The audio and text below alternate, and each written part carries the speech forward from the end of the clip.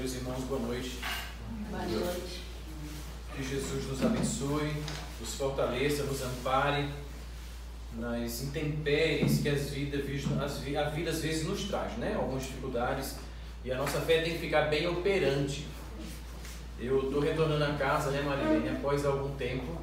Eu tenho uma extrema dificuldade de vir na quarta-feira, porque é o dia do meu estudo sistematizado na comunhão espírita. Então eu saí na quarta-feira, para mim, é assim, agora eu tenho uma pessoa para me ajudar, que vai ser o Alípio, além da segunda-feira que ele dá aula, ele vai me ajudar nas quartas-feiras, porque eu estava sozinho o semestre passado. O que para mim é uma alegria, porque eu estou também na comunhão, minha casa também, eu me sinto muito bem, né? Mas agora o Alípio vai me ajudar, então, pelo menos esse semestre eu tenho uma pessoa para me ajudar e vou poder me ausentar algumas vezes, se for preciso. Sempre aparece essa possibilidade. Duas vezes não.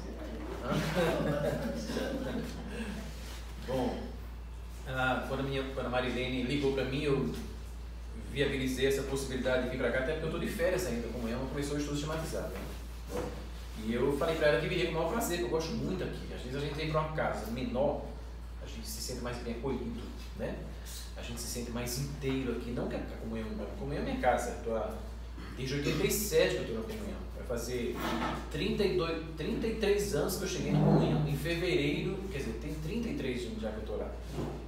Agora em fevereiro. E também é minha casa. Mas é sempre bom a gente sair, trazer a palavra da doutrina que nos esclarece, que nos faz compreender determinados mecanismos que a gente está inserido na nossa vida e que nem sempre a gente para refletir de forma mais racional.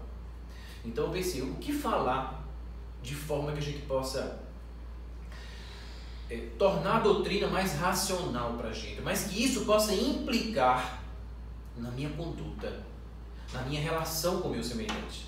No Evangelho segundo o Espiritismo diz: reconhece-se o verdadeiro espírita pela sua persistência em domar as suas más inclinações, que nós ainda as temos. Nós ainda temos essas más inclinações. Um dia iremos nos desprover de todas essas más inclinações, mas nós ainda as temos e lutamos incessantemente a cada dia da nossa existência por nos tornarmos melhores.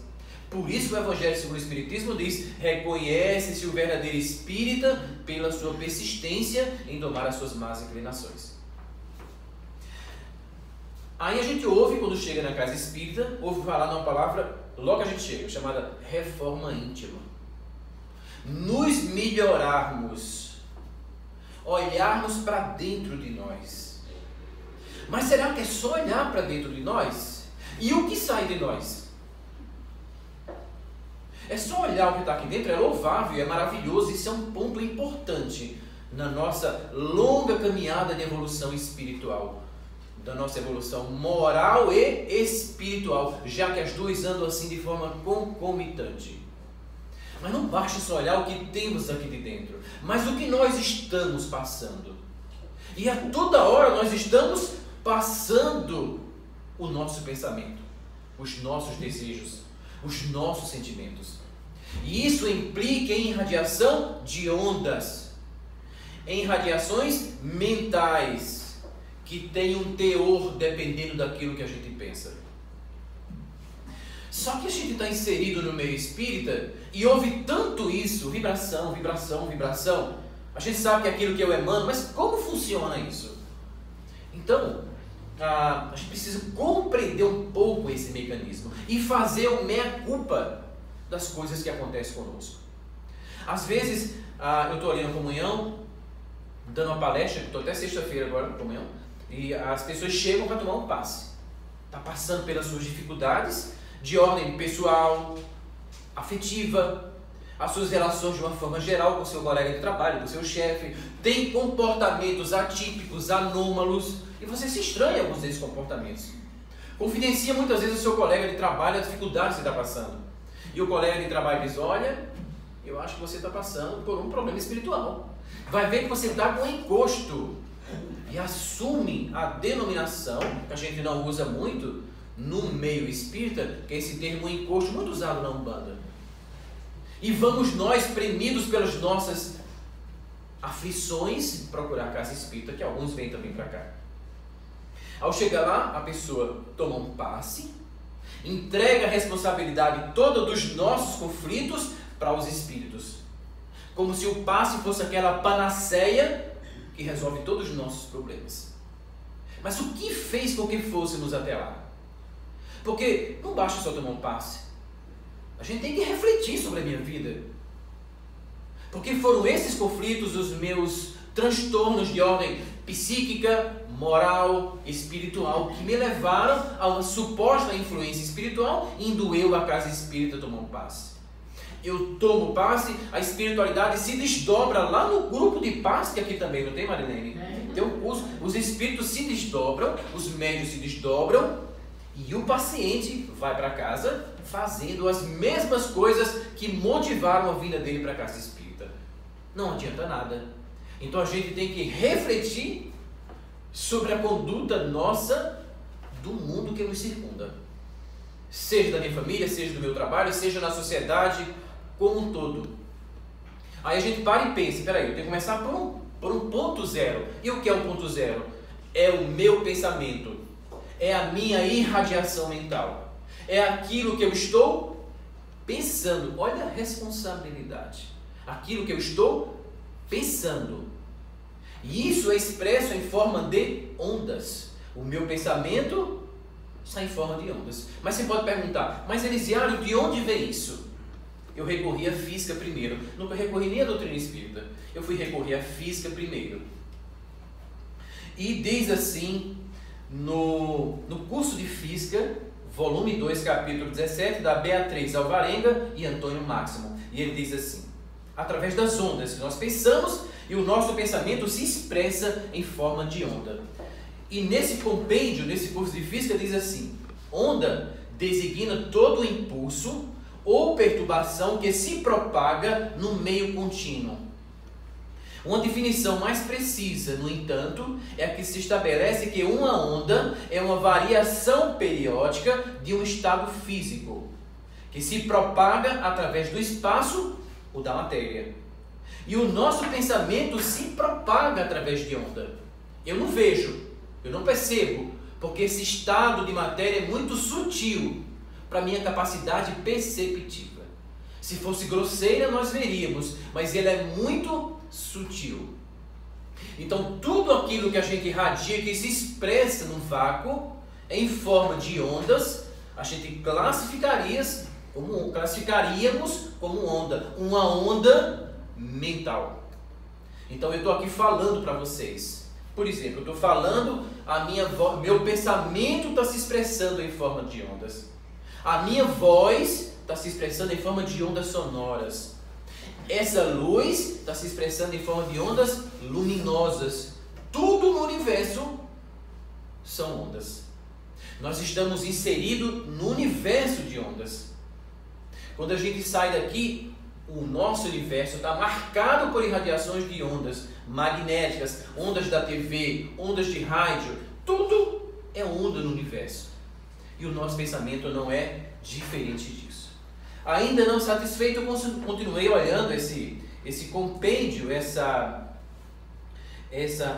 explicação, e ele diz assim, ele faz uma diferença, esses autores, entre ondas mecânicas e ondas eletromagnéticas. E diz assim, nas ondas mecânicas, ela se propaga através de um meio material, seja o ar, a água ou o ferro.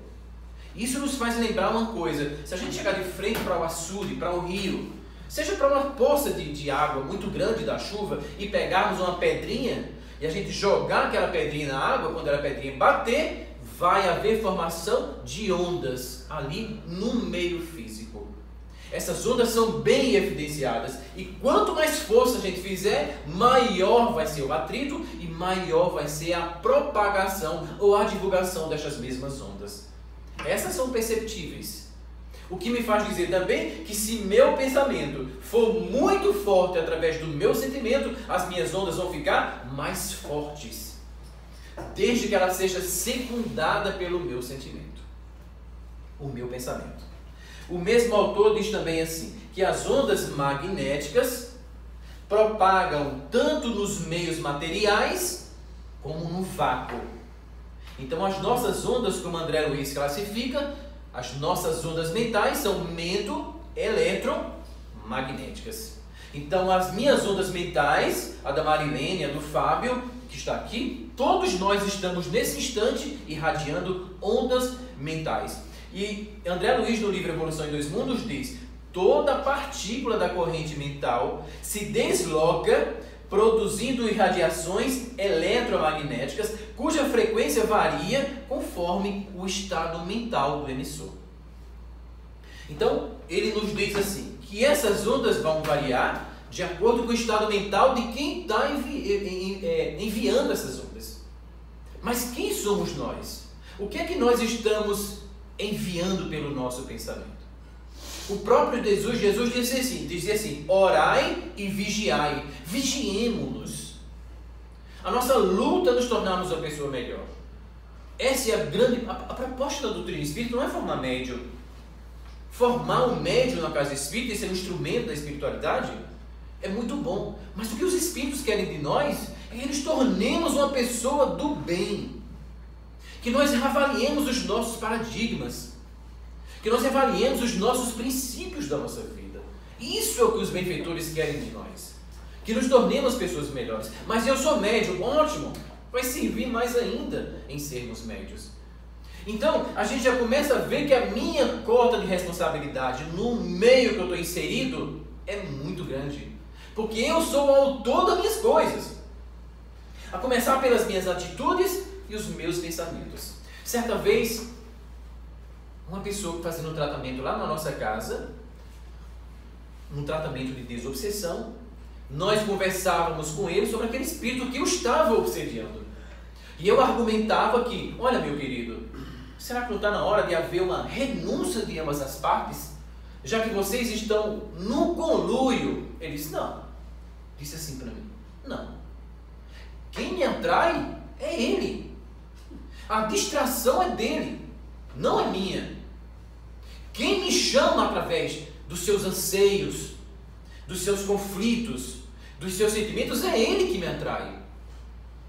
Então, quando a gente vê tudo isso e olha essa palavra de André Luiz, a Evolução dos Mundos, quando nos diz, toda partícula da corrente mental se desloca, produzindo irradiações eletromagnéticas, cuja frequência varia conforme os estados mentais do emissor. Mais na frente, no capítulo 10, ele é mais claro ainda, André Luiz, e nos diz de forma muito mais incisiva. E ele fala assim, no homem, no capítulo 10, a corrente mental assume feição mais elevada e mais complexa do que no aparelho, do que a luz. Então, quando essa onda sai de nós humanos, como ele diz, a corrente mental assume feição mais elevada e mais complexa, porque ela vitaliza. Essa onda não se vitaliza, mas a que sai de nós vitaliza, porque nós permeamos ela, envolvemos com os nossos sentimentos. Particularmente todos os centros da alma, os centros de força, e consequentemente todos os núcleos endócrinos, e está fazendo inclusive do corpo físico, não é somente do nosso corpo espiritual ou do nosso espírito, e junturas plexiformes da usina física, cuja urdidura dispõe o meu espírito, ou o espírito, o meu é que eu estou dizendo, de recursos para o serviço de emissão e recepção ou exteriorização e assimilação de pensamentos. Então ela se torna muito mais viva, essa onda mental, porque ela parte de nós, dessa estrutura complexa que é cada um de nós. E aí leva em consideração, inclusive, os plexos e os centros de força do meu corpo físico e do meu corpo perispiritual, consequentemente. Então, a gente vê que a base dos nossos problemas, isso a gente vê na sociedade, os nossos conflitos familiares, com o pai, com o filho, com o irmão, vem muitas vezes de um conflito que nós exteriorizamos naquela discussão. O Dr. Bezerra de Menezes diz assim, quando você estiver prestes a explodir por conta de algo, para um pouquinho. Porque às vezes no afã de você responder aquilo, você começa a cometer alguns desatinhos. Para um pouco, vai na janela, conta de 1 até 50 e aquele ímpeto vai passar. Aquele ímpeto que nós temos de dar aquela resposta grosseira para aquela pessoa. O Chico, quando ficava psicografando as obras do André Luiz até altas horas da noite lá em Uberaba, um dia ele saía psicografando, no outro dia ele acordou para ir para o ministério, do qual ele foi servidor público federal a sua vida inteira, e ele saindo para o trabalho, acordou mais tarde e ia acelerado para o seu trabalho. Quando uma vizinha lá de Uberaba parou ele e disse: Chico, me explica uma pergunta do Livro dos Espíritos. Ele fez a menção de dizer: senhora, depois eu explico a senhora, porque eu estou atrasado. Aí o Emmanuel parou nesse mesmo instante e disse para ele: pare e ouça o que é que ela tem para lhe perguntar. Aí ele respirou fundo, parou, respondeu as perguntas que ela queria, que ela lhe fez, e em seguida ela acelerou o passo e foi embora do seu trabalho. Quando ele andou mais ou menos uns 50 metros, o Emmanuel disse: agora olhe para ela. E ele, pela vidência, olhou para a senhora, a qual ele tinha respondido as perguntas muito amorosamente. Quando ele olhou para ela, estava saindo uma bola cor-de-rosa do coração dela em direção a ele. E o Emmanuel disse: agora imagina se você não tivesse parado. O que era sair dela em relação a você? E essa é a nossa vida. São os que os espíritos chamam de petardos mentais.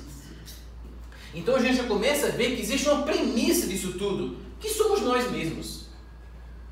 Que somos as nossas reações inusitadas, por vezes, súbitas, que a gente nem para responder ou para falar ou para pensar naquilo que nós estávamos fazendo.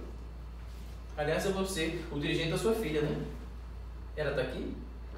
É a sua filha que é minha aluna esse mês está aqui? É. Ela está aqui não, né? Sua filha está aqui não. Minha filha está aqui não, mas vai ser sua aluna. Aluna não estou, tá certo.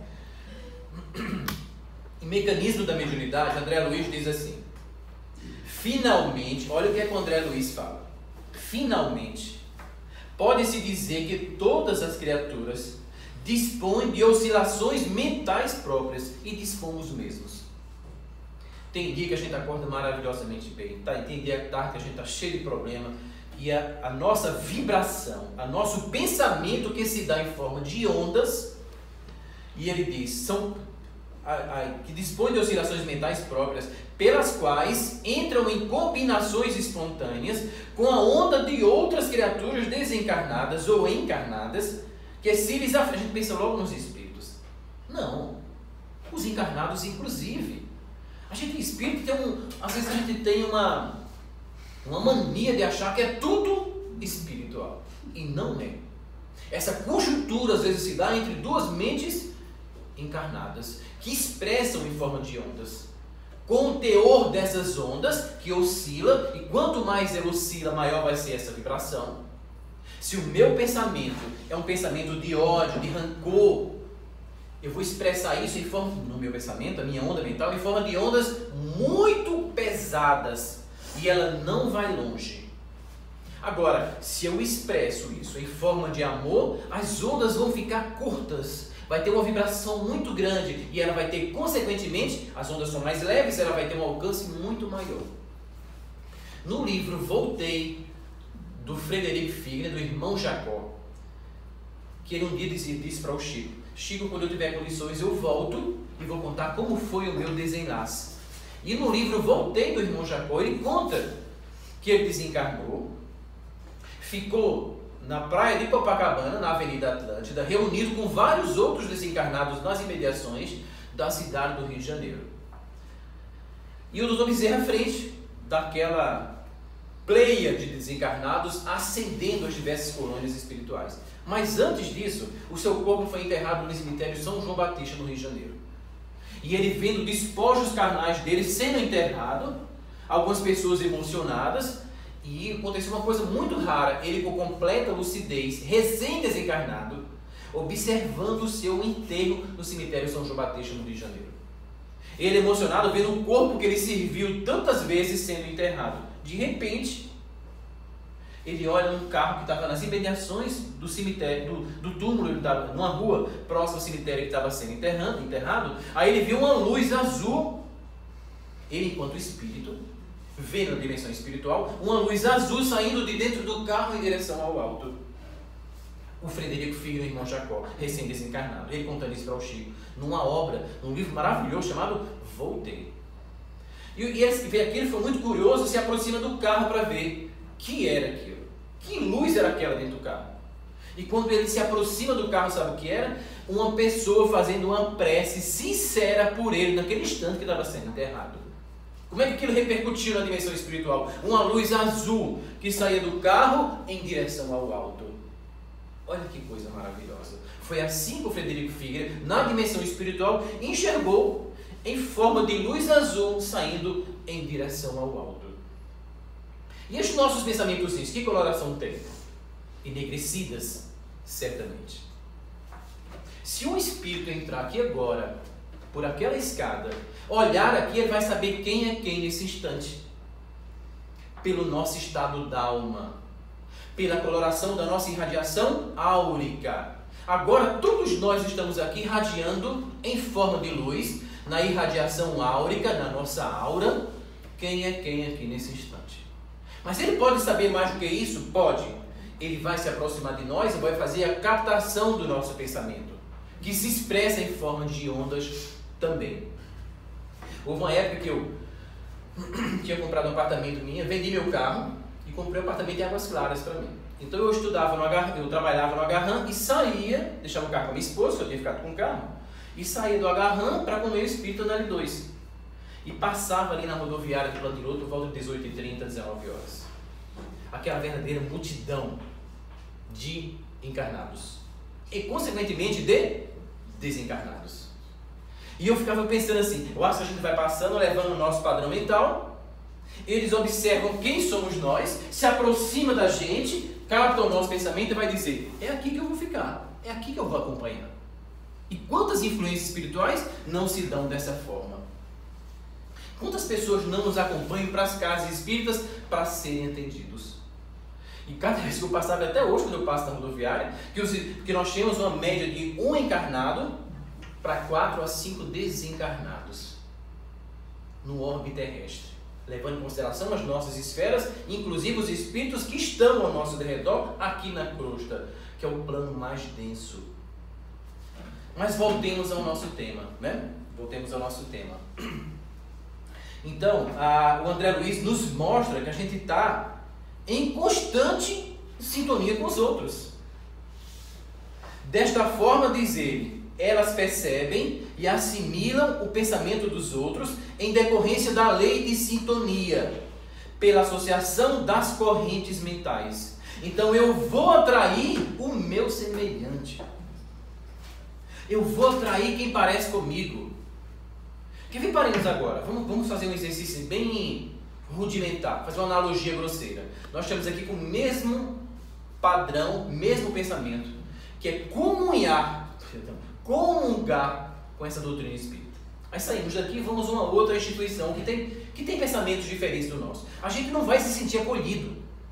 Mas se nós formos para outra casa espírita que tem um padrão de acolhimento espiritual que o nosso, a gente vai se sentir bem. Porque há uma identificação vibratória de pensamentos. E o meu pensamento se expressa em ondas. E essas ondas são curtas, que vai dar a vibração muito boa, ou ondas longas, que vai dar uma vibração X ou Y. Quem vai revestir essas ondas é o meu sentimento. Eu fico imaginando então Jesus quando eu estava aqui no orbe terrestre. O ser mais perfeito, pergunta do Livro dos Espíritos. Allan Kardec perguntou às entidades venerandas no Livro dos Espíritos: qual é o ser mais perfeito que Deus deixou sobre a terra para nos servir como modelo e guia? E os Espíritos responderam: Jesus.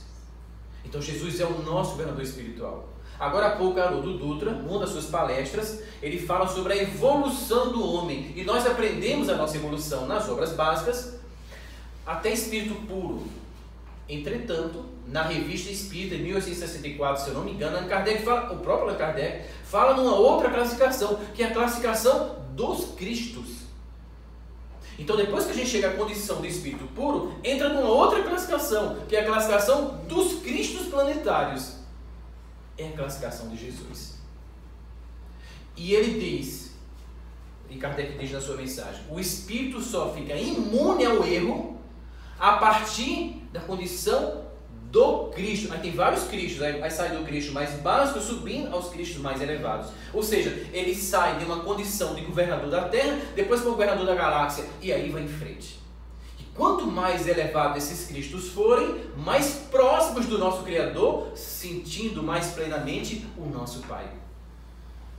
E diz o Haroldo Dutra nessa palestra que o olhar do Cristo está sobre nós permanentemente. Isso quer dizer que o olhar de Jesus está sobre nós? Não. O espírito da natureza dele não precisa mais do olhar. No nosso corpo espiritual, quando nós desvinculamos dessa urdidura física com o nosso corpo físico, estamos com o nosso corpo espiritual. O corpo espiritual é diferente do corpo físico. Eu não vejo somente pelos meus olhos. Eu tenho uma percepção no meu perispírito de forma mais abrangente, porque eu não tenho a limitação mais no meu corpo. Agora você imagina o próprio Jesus. E o Dr. Bezerra? Né? E o Dr. Bezerra? Os espíritos contornos mais elevados, eles estão em vários lugares ao mesmo tempo. E o pensamento do Cristo? No livro Há 2000 anos, o senador Públio Lentulus tem um encontro com Jesus, com a sua arrogância de senador romano, por causa da sua filha, a Flávia, e da sua esposa, e a sua filha estava do irmão da esposa? Lívia. E a sua filha Flávia, doentinha, que hoje a gente sabe por algumas informações que era o Chico. A Flávia era o Chico, e a ligação já vem com Emmanuel desde essa época. E por estar doente, saiu de Roma e foi para a Palestina para ela se curar. Nesse instante, ele está pensativo à beira do rio Tiberíades. Quem vem de encontro a ele? O próprio Jesus. E no livro 2000 anos, ele diz que ele reconhece a energia e a vibração do próprio Cristo. E Jesus disse: este é o momento sublime da sua vida. E o convida à reflexão e à mudança do ser ao acompanhá-lo. Mas o seu orgulho foi tamanho que não deixou ele acompanhar o próprio Cristo. E ele volta depois, 50 anos depois, da próxima obra, na condição humilíssima de Nestório, no livro 50 anos depois. Mas podia ter aceitado o convite de Jesus. E quantas vezes nós recusamos o convite de Jesus para estarmos aqui e sermos os trabalhadores da última hora? Quantas vezes? Sabe-se lá, né? Muito bem.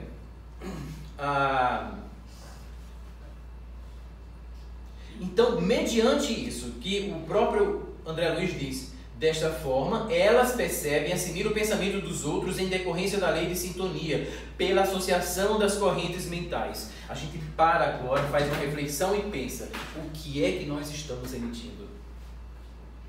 O que é que nós estamos emitindo do nosso dia? O que é que nós estamos emitindo durante a noite? O que é que a gente está fazendo na nossa relação com o semelhante? Porque não é fácil seguir a doutrina. Ela exige de nós. Ela exige renúncia, abnegação, uma revisão dos nossos princípios, da nossa vida. Mas é necessário. Ah, eu não consigo. Consegue, claro, consegue. A gente começa em algum momento. E essa mudança é paulatina. Eu, Elisiário, hoje sou muito possivelmente muito parecido com a minha última existência lá em Portugal, que eu fui Manuel. Isso é brincadeira, não sei se eu fui. Que eu fui Manuel na minha existência em Portugal. Porque a evolução não dá saltos. Então a nossa mudança é paulatina. Para isso a gente precisa de um esforço diário para isso. E outra coisa interessante, nós não estamos escondendo mais nada de ninguém. Essa é uma das coisas mais duras quando a gente assimila a doutrina espírita. Porque a gente aqui na Terra coloca a sujeira debaixo do tapete. O sujo da nossa casa debaixo do tapete. Não mais agora. Porque nós temos uma pleiade de espíritos que nos amam e que outros que nem nos amam tanto e outros que são os nossos desafetos que nos observam constantemente na nossa vida.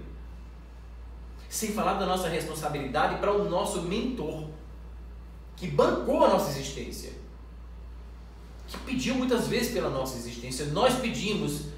Um dia o Chico estava com seu irmão mais velho lá em Pedro Leopoldo ainda. Ele teve um AVC, o seu irmão mais velho, que trabalhava no centro espírita em Pedro Leopoldo, e adoeceu e ficou em cima de uma cama. E o Chico pediu então ao Emmanuel, que o Emmanuel suplicasse aos benfeitores espirituais a sua melhora e a sua cura. Passado 3 semanas, o Emmanuel voltou ao Chico e disse: Chico, nós não podemos fazer isso, mas nós podemos promover o desligamento do corpo físico. E na verdade ele precisaria ficar ligado ao corpo por muitos anos. Mas o trabalho de caridade que ele fez nessa instituição foi tão grande que isso está servindo em seu favor. Então, no lugar dele ficar sofrendo ligado ao corpo, nós vamos fazer a desvinculação do corpo físico. E aí o seu irmão desencarnou. Então o Senhor está olhando todo o tempo. Todo momento o Senhor Jesus está olhando por cada um de nós. Não nos enganemos. O Senhor Jesus está olhando por nós. Mas pode? Sim, pode olhar por nós.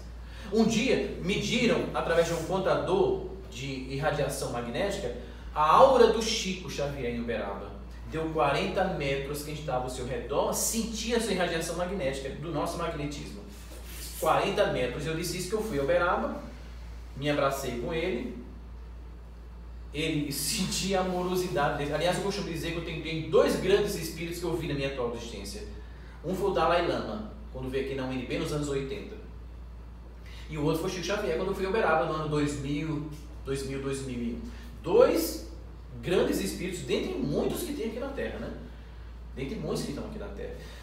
Mas aí a gente para e pensa: o que estou fazendo com o meu pensamento? Porque os espíritos percebem o nosso pensamento. Se eu passo na rodoviária, ele se aproxima, vê o meu padrão vibratório, ele se aproxima de mim ou não. Depende do seu interesse. Mas o que é que eu estou fazendo com o meu pensamento para atraí-lo? Eu estou atraindo de alguma forma. Porque há uma identificação, uma sintonia, uma identificação de pensamentos vibratória para eu atrair aquele que está comigo. Então eu não tenho que culpar os espíritos. Quem está atraindo sou eu. O que nós estamos fazendo, né? Muito bem. Imagina se Jesus, na sua passagem aqui na Terra, ele volta ao senador, né? Imagina o que se irradiava do próprio Cristo no período que ele esteve aqui dentre nós. Vocês imaginem ele nessa condição do nosso Cristo, do ser mais elevado do planeta Terra, encarnado aqui na Terra. Imaginemos a energia que irradia. Se a do Chico é 40 metros, a irradiação do próprio Jesus é a atmosfera toda do orbe terrestre, do amor deste Espírito que tem por nós. Lógico que ele tem os seus legítimos representantes junto a nós, destes espíritos mais elevados que nos ouvem, que nos acolhem, que ficam tristes quando nós erramos e enveredamos pelo caminho menos adequado, que fica feliz quando a gente sobrepuja as nossas dificuldades, os percursos que surgem ao longo do nosso caminho. Eu particularmente tive um problema muito sério há 4 anos atrás. Eu costumava sempre dizer para os meus amigos assim: eu sou de João Pessoa, a minha cidade é João Pessoa, eu costumo dizer que é a cidade mais simpática do Nordeste. Aí a pessoa diz: mas a cidade mais simpática é Recife. Não, a melhor cidade é Recife. Não, mas eu não estou falando que é melhor, não. Eu estou falando que é mais simpática. E eu vim nessa cidade, João Pessoa, em 1987, mas eu costumava dizer para os meus amigos assim: nunca tive um problema, nunca tive um aborrecimento, nunca sofri, nunca. E realmente, meu pai era funcionário público, minha mãe trabalhava nos Correios, os dois já estão desencarnados hoje. Tive uma família de 8 filhos, nunca nos faltou nada, não vivia com luxo, mas nunca nos faltou nada. E eu vivia muito bem, sem problema na minha família. Até que há cerca de 4 anos atrás, o Fábio sabe disso, eu fui premido por um tumor cerebral no meu filho, maligno, no cérebro. Nossa, gente, como foi difícil. Aí eu passei por uma dificuldade, no meio do crânio. Aí eu sofri muito. Aí foi aquela coisa de abrir a cabeça, aí fui para São Paulo, fui para o Centro Libanês, abriu, fez raio, fez químio. E tinha uma hora que eu sofria tanto, eu vivia como se fosse com uma brasa aqui no meu peito. Mas eu não perdi a esperança, eu não perdi a minha fé. E quando estava sofrendo muito, Marilene, porque eu não sabia o que fazer, sabe o que era que eu fazia? Eu não aguentava mais, porque eu dormia daquela dor no peito, eu acordava com aquela dor no peito. Sabe o que era que eu fazia? 10 horas da manhã eu ia para a comunhão, não tinha ninguém. Me sentava naquela fileira da comunhão, fechava os olhos, fazia uma prece, eu sentia os espíritos vindo, que já me conhecem, porque eu estou muito tempo ali, né? Davam um passe em mim, e davam um passe. Eu sentia eles, não via, mas eu sentia os espíritos dando um passe. irradiando energia. E quando eu saía da comunhão, eu saía sem a dor no peito. Mas quando eu chegava em casa, que convivia com o problema, a dor voltava. Aí foi quando eu tive a primeira dificuldade da minha vida. Que felizmente passou. Passou, sobreviveu, superou. Terminou o curso dele de engenharia aeroespacial, está fazendo doutorado na França e está seguindo seu caminho. Olha a bondade do Criador, olha a bondade. E quando, e isso talvez você não saiba, Marilene, quando ele estava em tratamento com químio e radioterápico, eu levei para fazer um tratamento com a Germana no grupo Bezerra de Menezes, quinta-feira de manhã. Na primeira vez que ele foi, ele entrou na sala e abriram a cabeça dele. Tiraram o líquido escuro, não do corpo físico, mas do corpo espiritual. E quando acabou, ele recebeu uma carta explicando por que ele estava passando por aquilo. Olha que coisa maravilhosa. Nem sempre a gente consegue saber, mas foi falado para ele. E na carta dizia assim, que isso tudo, nessa relação de causa e efeito, era consequência no seu passado. E ele perguntou quando? Não sabemos, mas é uma coisa do passado dele, em que ele foi um magistrado, ele foi um juiz. No passado não sei aonde, quando, onde nem quando foi, mas as decisões desse juiz foram tão duras e trouxe tanto sofrimento. Deve ter sido um juiz muito duro, cruel. As decisões deles eram tão duras e cruéis que trouxe muito sofrimento. E nessa relação de causa e efeito, dentre outras coisas, isso culminou com esse tumor cerebral na atual existência. Mas só que teve um atenuante. Esse juiz não acreditava em Deus. Isso foi um atenuante para ele, porque se ele acreditasse era pior. Entretanto, esse juiz tem um assessor, tinha uma pessoa que naquela época trabalhava com ele, que acreditava em Deus, e cabia aquele assessor despertar no juiz daquela existência as primeiras noções da divindade, e ele não fez. E aquele assessor fui eu, que voltei nessa existência para partilhar desse sofrimento e dessa dor que chegou até o seu convívio, né? Na atual existência dele. Então, a gente para e começa a pensar sobre a responsabilidade do nosso pensamento, né?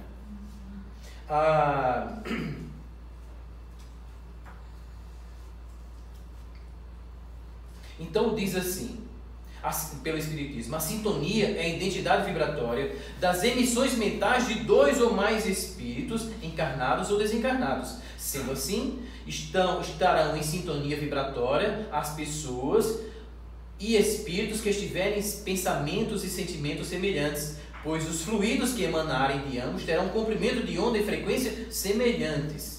Sabe-se hoje que os sentimentos são os responsáveis pelas características vibratórias dos pensamentos, ou seja, em sua origem, os pensamentos são neutros, mas recebem o tom vibratório dos sentimentos que lhes dão um colorido específico, uma espécie de impressão digital de que o espírito é o emissor do nosso pensamento. Então, a gente precisa pensar no que nós estamos pensando. Precisa pensar, mas eu não consigo. É difícil, nós estamos ainda controlar esse pensamento. Por vezes a gente está pensando uma coisa que não tem nada a ver, ou que nos envergonha. Paremos um pouco. Não posso ficar assim. Porque isso vai atrair semelhantes. Vai atrair semelhantes. A frequência do meu pensamento é a mesma de outros seres, encarnados e desencarnados, que pensam da mesma forma. Então eu não tenho que culpar os outros. Eu não tenho que... É muito bom a gente culpar os outros, né? Antes de tirar o arqueiro do teu olho, do olho do teu irmão, tira a trave que está no teu. A gente precisa olhar para a gente. E nem sempre a gente olha. Nem sempre a gente olha para dentro de nós. Agora, olhar lá fora é uma coisa maravilhosa. Um casal de jovem tinha se mudado de uma casa, da sua casa antiga, para uma casa nova. E fizeram a mudança. Quando foi no outro dia, no início, depois da mudança, como era de costume na outra casa, o marido saía do quarto, passava na cozinha, sua esposa já o esperava no café da manhã, tomava o café da manhã e ele saía do trabalho. E nesse primeiro dia, e na cozinha tem um vidro, uma janela, que era um vidro que dava para os fundos da casa vizinha. No primeiro dia que ele passou, ele disse: "Oi, meu bem", para tomar o café, como fazia desde a outra casa. E a esposa disse: "Oi, meu amor". Na hora que ele foi tomar o café, a esposa disse: olha só, a nossa vizinha, aí mostrava a casa vizinha, está estendendo a roupa suja no varal. Ele olhou e disse: é mesmo, meu amor? Mas tomou o café e foi para o trabalho. No dia subsequente, novamente passa pela cozinha, o maridão, a esposa estava pronta com o café da manhã, e ele diz: oi, meu amor. A esposa diz: olha, meu bem, novamente a nossa vizinha está estendendo a roupa suja no varal. Ele olha e vê realmente que a vizinha está estendendo a roupa suja no varal. No terceiro dia, na hora que ele passa pela cozinha, a esposa diz: olha, meu amor, bom dia, meu amor. Ele disse: bom dia. Ela disse: ó, querido, hoje tem uma coisa diferente. A nossa vizinha está estendendo a roupa limpa no varal. Ele disse: não, meu amor, é que eu limpei o vidro da cozinha. E quando a gente limpa o vidro da cozinha, a gente enxerga o mundo mais cristalino, mais verdadeiro. E nós precisamos limpar o vidro da nossa alma. Mas para isso, a gente precisa começar a ver o que nós estamos irradiando no universo que nos circunda.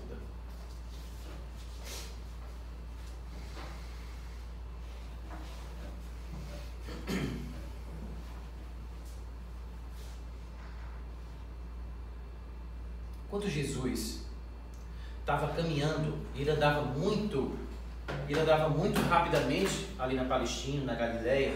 Ele andava muito rapidamente, havia uma verdadeira multidão que o acompanhava, em função desse magnetismo que ele irradiava, e curava as pessoas. E as pessoas todas estavam ao lado dele. Um desses fatos muito curiosos é que ele estava na casa da sogra de Pedro, dando palavras e curando as pessoas na beira do rio, na casa da sogra do Pedro. E então chegou um senhor paralítico, um jovem rapaz paralítico, e não tinha por onde entrar, porque a casa estava toda circundada de pessoas. Afinal de contas, o Cristo, o nosso Jesus, estava dentro de casa. Isso é contado pelo Humberto Campos, pelo Espírito Humberto Campos. E não sabia mais como fazer, e esse está no Evangelho. O rapaz entrou pelo teto da casa. Vocês conhecem a passagem do Evangelho. Afastam as telhas e o rapaz entra. Desce por uma corda e cai no lugar onde Jesus estava, no centro da casa com as pessoas. Jesus chama pelo nome dele. Eles conversam rapidamente e Jesus manda ele se levantar da cama. O seu magnetismo. Ele se levanta da cama subitamente na presença de todos e Jesus o cura da sua paralisia que ele vivia em cima de uma cama. Ele sai depois daquele encontro, e várias pessoas saíram. E quando é de noite, Jesus está à beira do rio, quando Pedro sai e vê ele chorando durante a noite. E Pedro fica sem jeito. Por que está chorando, mestre? Ele diz: porque aquele rapaz que agora eu curei, nesse instante está numa festa, junto com várias outras mulheres, não reconhecendo a bondade divina que ele recebeu para a cura do seu corpo. Por isso que ele dizia: vai e não peques mais, para que não te suceda coisa pior. Dizia assim: vai, faz uma reflexão da tua vida, mas por favor, não repita mais os mesmos erros. E outro caso muito interessante de Jesus é a mulher hemorroíça. Era uma mulher que tinha um sangramento anal. Por muitos anos, ainda naquela época da Palestina, foi a médicos, curandeiros, nada conseguia parar o seu sangramento. E hoje é conhecida no Evangelho como a mulher hemorroíça. E ela morava, se eu não me engano, em Betânia. E Jesus ia passando nas proximidades da sua casa, quando ela ouviu falar que o Messias iria passar ali. E só o Messias dessa forma poderia curá-la, porque ninguém mais tinha conseguido curar ela do seu sangramento, tão fragilizada já que ela estava em perder sangue. Jesus passou junto com a verdadeira multidão. Ela correu em direção à multidão, muito fraca, mas não conseguiu entrar no meio da multidão. E Jesus foi embora e ela, fragilizada do jeito que estava, não conseguiu falar com ele. Nem ele, Jesus, nem o viu. Na volta, quando ele voltou de novo da cidade a qual ele tinha ido, passado alguns dias, ela novamente percebeu que Jesus ia passar próximo à sua casa. E fragilizada do jeito que estava, fez um esforço hercúleo. Mergulhou no meio da multidão. E naquele esforço inaudito, pegou nas vestes de Jesus. Na hora que ela parou o sangramento, parou imediatamente o seu sangramento. Olha a radiação magnética deste Espírito. Olha o que irradiava deste Espírito. Era a própria expressão do amor. Quando ela tocou nas irradiações, o próprio Cristo parou. E disse: Pedro, alguém tocou em mim. E Pedro disse: mas mestre, tantos te tocam. E Jesus disse: não, Pedro, alguém tocou em mim porque de mim saiu o amor. Imagina o que saía deste Espírito aqui na Terra. Deste ser, desse Jesus, querido. Devia ser uma coisa assim, eu acho que não tem nem palavras para a gente sintetizar o que foi o Jesus encarnado dentro de nós. E eu acho que muitos de nós estávamos nesse mesmo período e não reconhecemos como esse ser maravilhoso que hoje a gente conhece e que segue, né? Deixa eu voltar aqui a algumas coisas interessantes que a gente tem. Já? Meu Deus do céu, eu tenho que encerrar agora. Falei demais e não consegui falar do tema direito. Mas vamos falar aqui mais rapidamente, né? Volta outra vez. Deixa eu ver se eu consigo. Até me perdi agora, tá? Deixa eu ver se eu acho que tá aqui, esse aqui. Sim. Então, aí você diz assim, mas Elisiário, você fala tudo isso, você está identificando o problema e você não está dando a solução. A solução é a nossa reforma. A solução é a nossa melhora. Aí eu peguei aqui, fiz uma pesquisa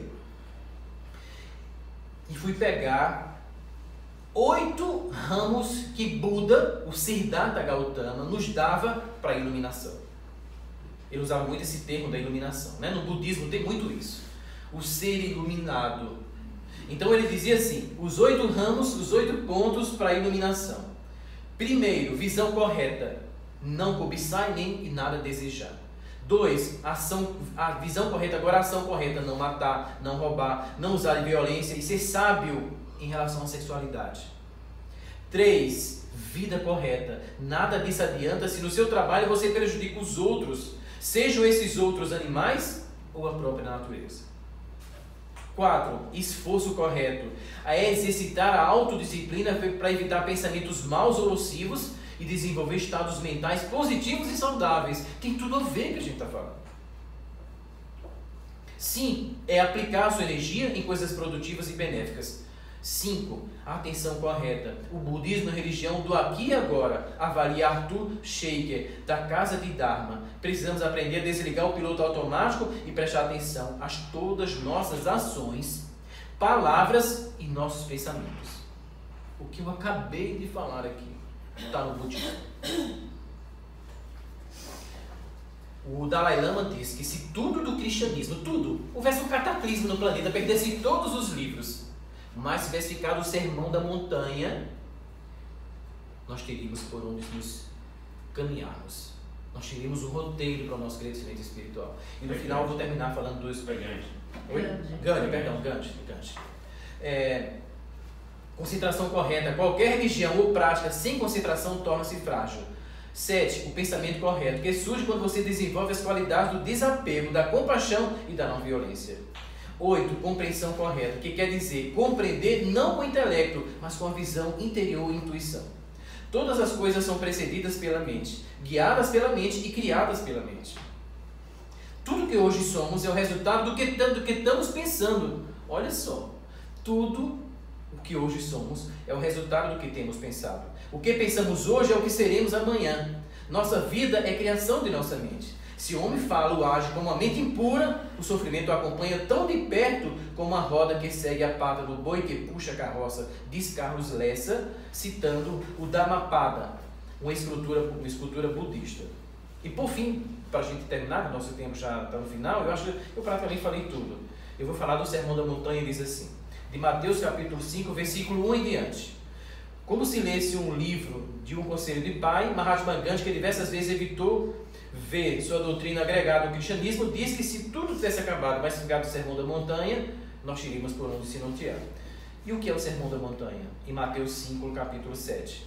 Jesus, vendo a multidão, subiu a um monte, e assentando-se, aproximaram deles os discípulos, e abrindo a boca, os ensinava, dizendo: Bem-aventurados os pobres de espíritos, porque deles é o reino dos céus. Bem-aventurados que choram, porque serão consolados.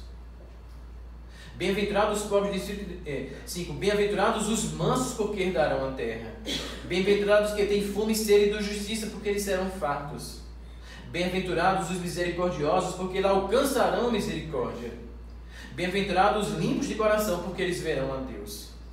Bem-aventurados os bem-aventurados que sofrem perseguição por causa da justiça, porque deles é o reino dos céus. Bem-aventurados sois vós quando vos injuriarem, perseguirem e mentindo disserem todo mal contra vós, por minha causa. O Cristo fala. exultai e alegrai-vos, porque este é grande o vosso galardão nos céus, porque assim perseguiram os profetas que foram antes de vós.